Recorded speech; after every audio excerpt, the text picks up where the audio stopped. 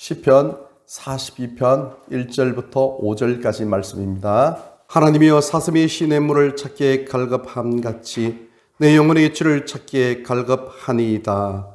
내 영혼이 하나님 곧 살아계시는 하나님을 갈망하나니 내가 어느 때에 나아가서 하나님의 얼굴을 배울까.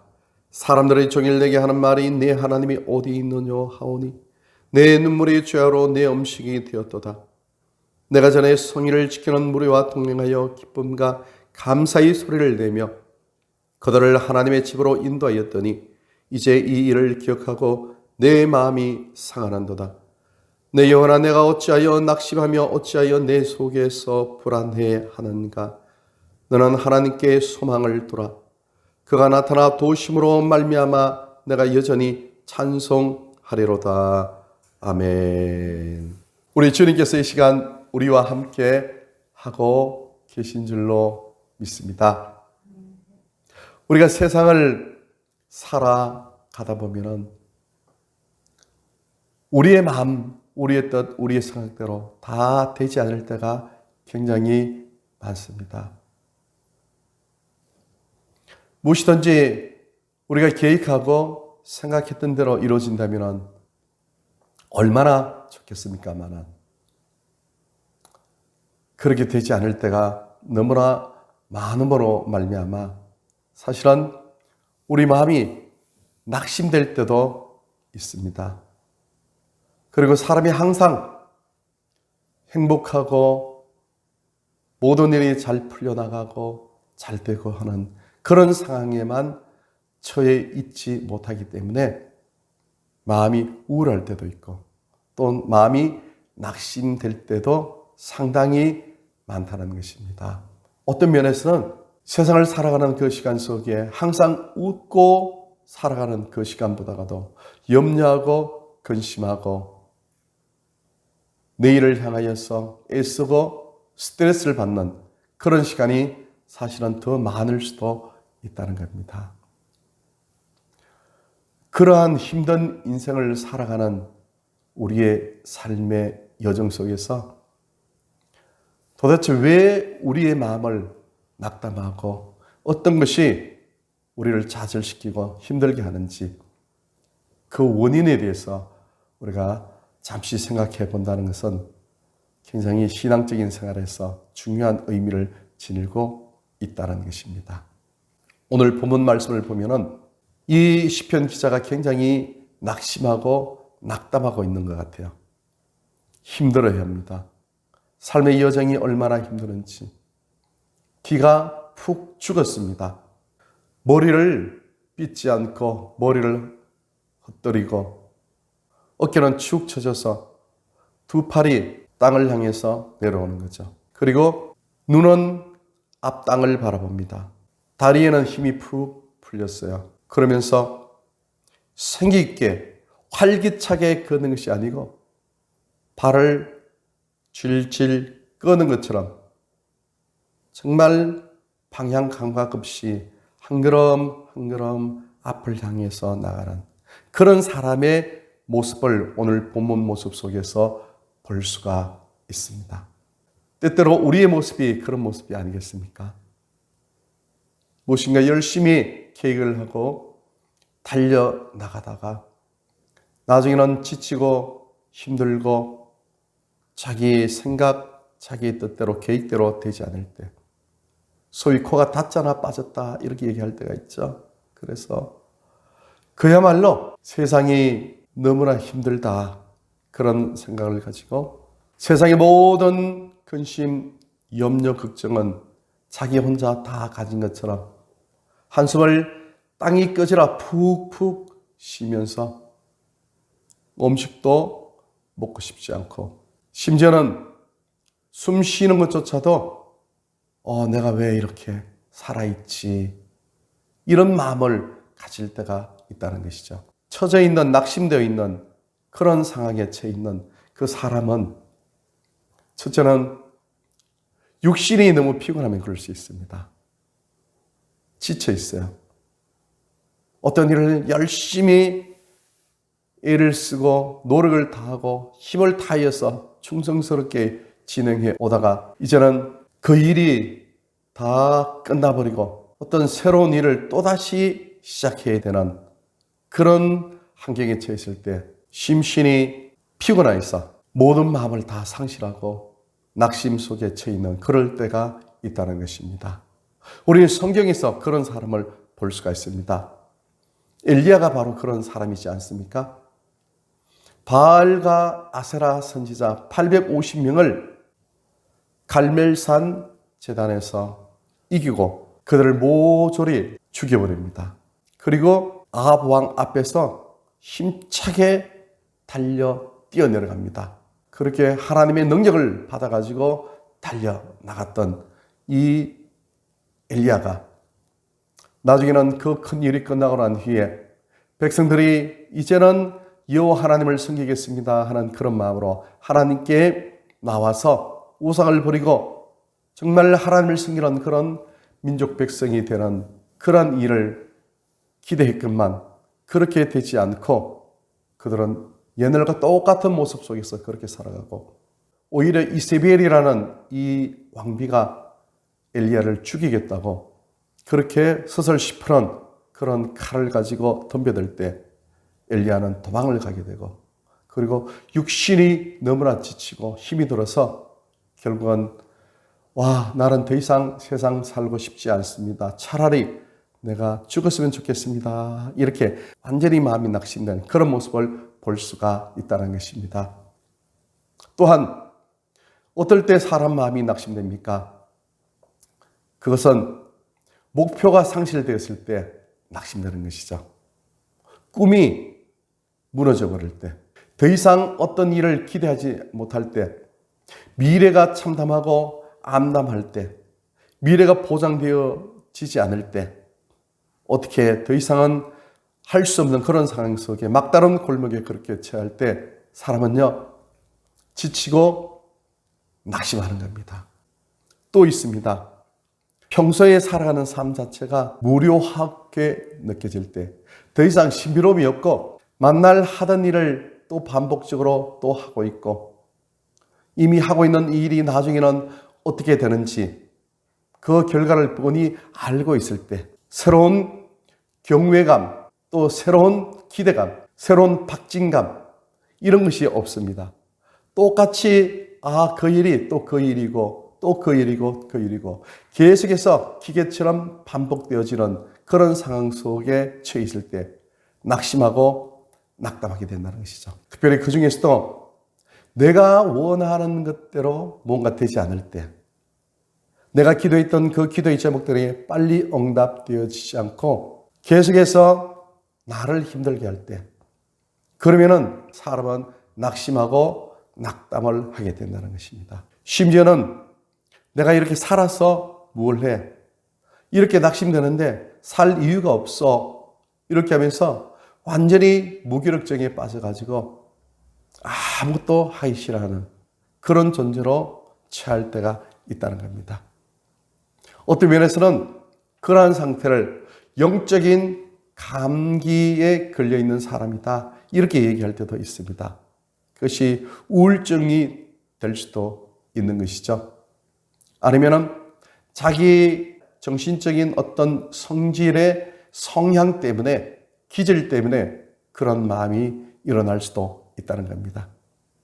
아니면은 육신적인 그러한 호르몬의 작용으로 인해 가지고 그런 우울한 마음에 빠져 있기도 하고 또 생각 자체가 낙심하는 그런 마음을 갖기도 하고 또 거기에 하나 덧붙여서 사탄이 뒤에서 계속해서 그 사람을 조종하고 있을 때 순간순간마다 악한 영이 그 사람에게 나쁜 부정적인 감정을 계속 심어줄 때 그럴 때 계속해서 부정적 감정 속에 처해 있는 그런 상황 속에서 마음이 우울하고 마음이 계속해서 낙심되어 있는 그런 상황에 처해 있는 사람들도 있다는 겁니다. 이러한 낙심이라는 큰 질병 속에 걸려있는 이런 사람들이 그 삶의 형편을 이길 수 있는 방법이 무엇이 있겠습니까? 오늘 본문 말씀을 통해서 우리의 시대가 아무리 암울하고 치졸한 그런 상황이 할지라도 오늘 말씀을 통해서 그런 상황을 벗어나고 또 위로부터 공급하시는 하나님의 능력을 바라보면서 이 어려운 난간, 낙심되는 이 시대를 탈출하고 또 승리의 길로 그렇게 나가야 될 줄 믿습니다. 그렇게 하시기 위해서는 오늘 본문의 말씀 속에 우리는 그 길이 있다는 겁니다. 첫 번째는 시편 42편에 낙심되어 있는 이 시편 기자에게 이 시편 기자는 이렇게 고백을 합니다. 내 영혼아, 내가 어찌하여 내 속에서 불안해하는고?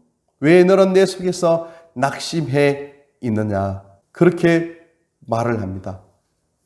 자기 영혼이 자기 속에 있는 영혼에게 말을 거는 겁니다. 제일 처음에는요, 내 속에 있는 불안해하고 힘들어하는 이런 나의 자아가 나의 참된 자에게 말을 걸어옵니다. 시대가 너무 힘들고 절망이고 낙심하고 또 우울한 이런 마음밖에 없으니까 어떻게 살아가야지? 그래, 포기해라. 모든 것을 다 내려놓아라. 절망해라. 그 안에 멈추어라. 황금 시대는 지나갔어.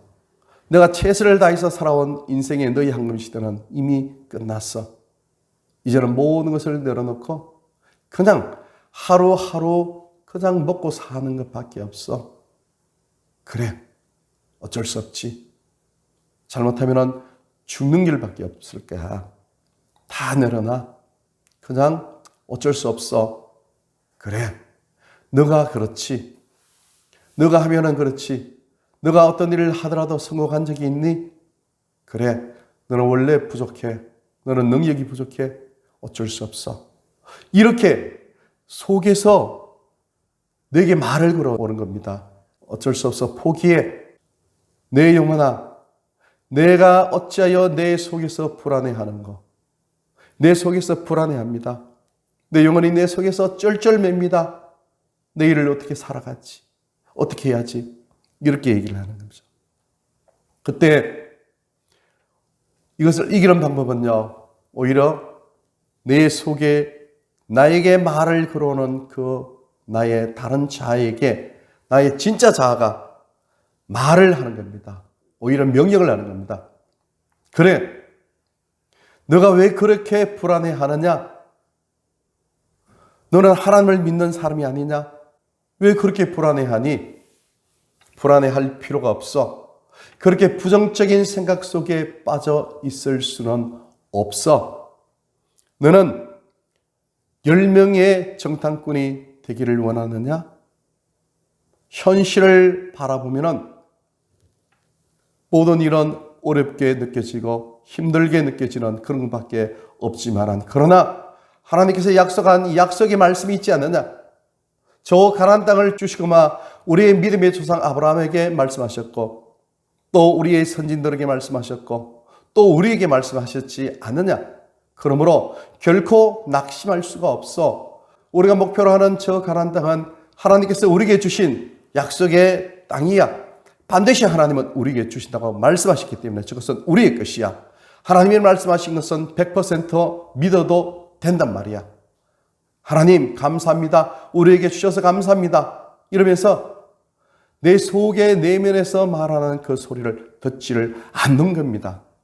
그리고 오히려 내 속에서 불안해하고 힘들어하고 부정적으로 생각하는 그 자에게 말을 오히려 거는 겁니다. 너는 부정적인 생각하지 마라. 하나님이 함께 하신다. 하나님이 약속하셨다. 하나님이 약속하신 그 말씀을 끈히 붙잡고 믿음으로 달려나가라. 성경에 있는 수많은 믿음의 선진들, 믿음의 사건들이 그 예를 보여주지 않느냐. 그러면서 오히려 내 속에 있는 불안해하는 이 자에게 말을 건네고 또한 명령을 하는 겁니다. 그러면은 반드시 이 우울한 감정에서 낙심된 마음에서 일어나고 승리를 하는 사람이 되게 된다는 것입니다. 두 번째는 하나님을 소망하라고 말하고 있습니다. 내 영혼아, 내가 어찌하여 내 속에서 불안해하는고? 너는 하나님을 소망하라. 하나님을 바라보라. 그렇게 말씀하고 있어요. 하나님을 바라보면 이길 수가 있어요. 세상에 어떤 어려운 일, 세상에 어떤 부정적인 그런 낙심되는 일이 있다 할지라도요, 하나님만 바라보면 우리는 결국은 승리하게 됩니다. 하나님을 바라보지 않으면요, 결국은 낙심 속에서 더 낙심, 절망으로, 파멸로 처해지지만은 하나님을 바라보면 우리는 결코 이 땅에서 패배자가 되지 않고요, 낙심하지 않고 절망하지 않고 새로운 힘과 새로운 용기로 위로 올라갈 수가 있다는 겁니다.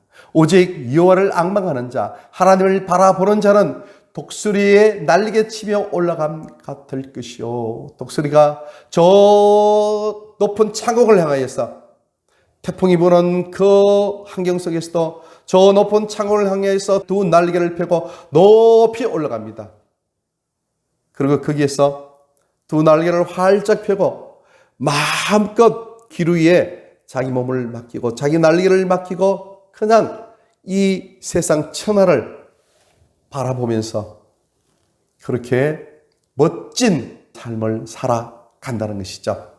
하나님을 바라보면요, 저 높은 창공을 높이 올라가서 마음껏 이 세상을 바라볼 수가 있다는 것입니다.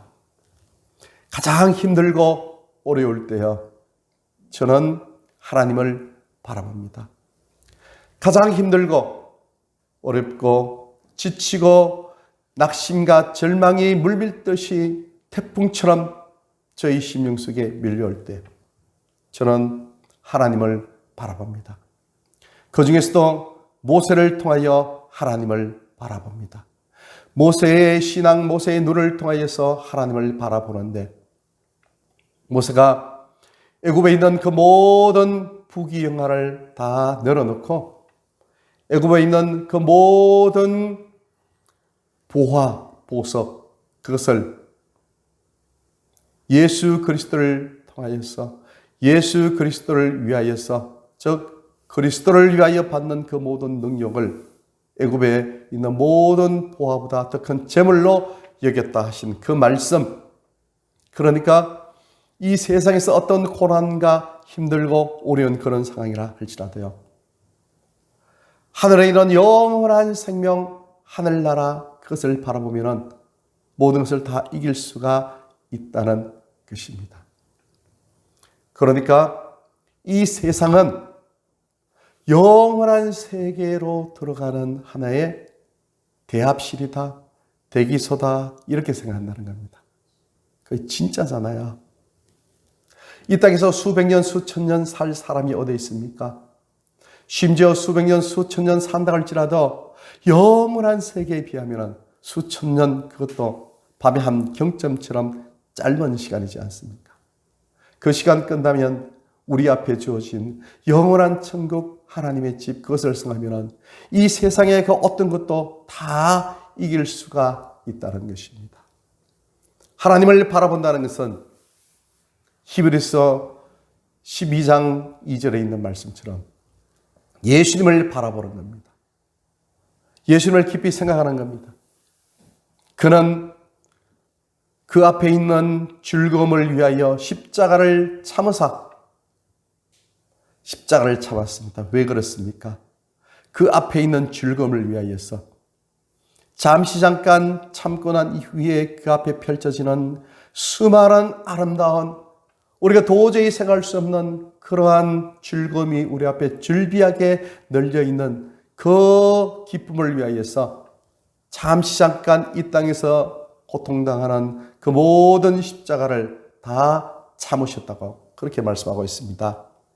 그래서 너희는 세상을 살아갈 때 힘들고 어려운 일을 겪을 때마다 이 모든 것을 다 겪어내신 그리스도를 바라보라, 예수를 바라보라, 너의 주를 바라보라, 이렇게 말씀하고 있다는 겁니다. 하나님을 바라보면, 하나님을 소망하면요, 세상의 모든 것 다 이깁니다. 잠시 잠깐입니다. 잠시 잠깐 오실 이가 오시리니, 잠깐입니다. 잠깐. 이 세상에서 부귀영화를 누리고요, 세상의 모든 물질, 모든 재물을 다 가졌다 할지라도 잠깐입니다. 잠깐. 하나님께서 말씀하시지 않습니까? 오늘 내가 내 영혼을 찾으리니 이렇게 말씀하시지 않습니까? 그 부자가 호화호식하면서 날마다 연락을 하면서 날마다 잔치를 베풀면서 행복하게 살았지 않습니까? 그러나 그는 아브라함 품에 안기지 못하고 그 뜨거운 불 속에 들어가서 그렇게 얘기하지 않습니까? 아버지 아브라함이여, 그 아버지 품에 있는 저 나사로를 이곳에 보내주셔서 제발 물 한 방울만 찍어서 내 혀에 적셔 주세요. 내가 그 물 한 방울만 적시면 내 혀가 시원하겠습니다. 이 고통이 너무나 큽니다. 나를 불쌍히 여겨주세요. 이렇게 얘기를 하지 않습니까? 그것이 이 세상 전체의 최종적인 결론이라는 겁니다. 이 세상의 모든 부귀영화 아무리 노려보아도 결국은 물 한 방울만 내 혀에 적셔 주세요 하는 그 고백밖에 할 수 없다는 것이죠. 아브라함 품에 있는, 즉 하나님 품에서 살아가는 하나님을 믿는 믿음의 자녀들의 그 인생은요, 얼마나 복되고 아름답고 최상의 기쁨과 즐거움이 있겠습니까? 우리가 아무리 힘들고 어렵고 낙심된다 할지라도요, 예수님만 생각하고 모세가 모든 것을 다 버리고 애굽에 있는 모든 보화보다가 더 큰 재물로 엮인 하나님을 믿는 믿음의 그 고난만 생각하면 우리는 이 세상을 다 이길 수가 있습니다. 잠깐입니다. 지나갑니다. 이 또한 지나가리라. 잠깐입니다. 부귀영화 아무리 즐거운 그거 있다 할지라도 낙심되고 내 마음이 짜증이 나고 원망스럽고 남과 비교해보고 여러 가지 모든 것을 바라볼 때 내 뜻대로 내 마음대로 되어지지 않는다 할지라도요, 낙심하지 마세요. 눈에 보이는 우리의 인생의 이 삶은 잠시 잠깐입니다. 우리는 잠시 이 땅에서 연극을 하는 그 연극의 시간일 뿐이라는 것입니다. 마지막으로 나는 오히려 하나님을 찬송하리로다 이렇게 말씀하고 있어요. 오히려 하나님을 찬송하리로다. 내 영혼아 어찌하여 내 속에서 불안해하는고? 너는 하나님을 바라라.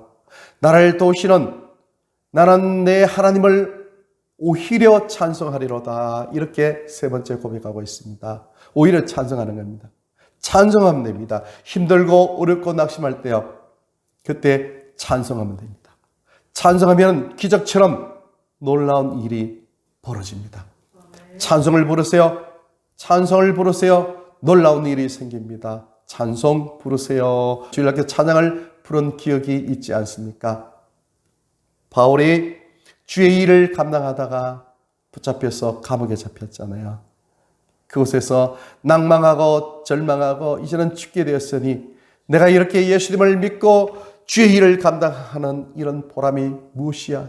기껏해야 이 차가운 이 감옥에 갇혀서 밥도 잘 못 먹고 잠도 잘 못 자고 이 춥고 헐벗고 굶주림 이 속에서 사는 것, 이것이 내가 신앙생활을 한 결과이냐? 이러면서 하나님을 원망하고 예수님을 원망하고 그러지 아니하겠다는 겁니다. 사도 바울 역시 영원한 천국 삼청천을 경험했던 그것을 기억하고 삼청천을 바라보면서 사도 바울은 그렇게 하는 거죠. 하나님을 찬양합니다. 온 우주를 천지를 창조하신 하나님을 찬양합니다.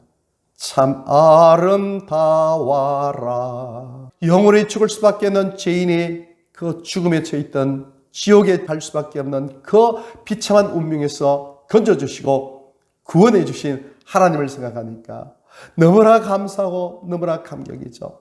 저 영원한 천국에서 하나님 품에서 이미 천국이 우리 속에 들어와 있지 않습니까? 그러므로 말미암아 우리가 이 땅에서 천국을 누리지만은 그러나 최종적으로 그때는 얼굴과 얼굴을 마주 보듯이 우리가 하나님 얼굴을 마주 볼 수 있는 그런 천국, 삼청천을 경험했던 이 사도 바울이 가게 될, 우리가 가게 될 최종적인 그 삼청천, 그 천국을 우리가 생각하면 이 세상의 그 어떤 것도 다 이길 수가 있다는 겁니다. 그것만 생각하면 우리는 낙심할 수가 없어요. 낙심되지 않습니다. 우리가 사방으로 우겨쌈을 당할지라도요, 우리가 낙심하지 아니하는 것은 바로 우리 속에, 우리와 같은 이 질그릇 속에 보배가 있기 때문에 그렇죠. 그 보배는 예수 그리스도죠. 그 보배는 하나님의 비밀인 예수 그리스도, 예수님 영원한 생명이 우리 속에 있기 때문에 그렇다는 것이죠. 요한일서 5장에 있는 말씀처럼 아들이 있는 자에게는 영생이 있다, 이렇게 말씀하셨어요. 우리는 영생이 있습니다. 하나님의 생명이 있어요. 영원하신 하나님의 능력, 영원한 생명, 영생이 내 속에 있다는 그 사실을 생각하면 우리는 결코 이 땅에서 낙심할 수가 없다는 것입니다. 사도 바울이 그렇게 고백하지 않습니까? 사망아 너희 이기는 것이 어디 있냐? 사망아 너희 쏘는 것이 어디 있느냐?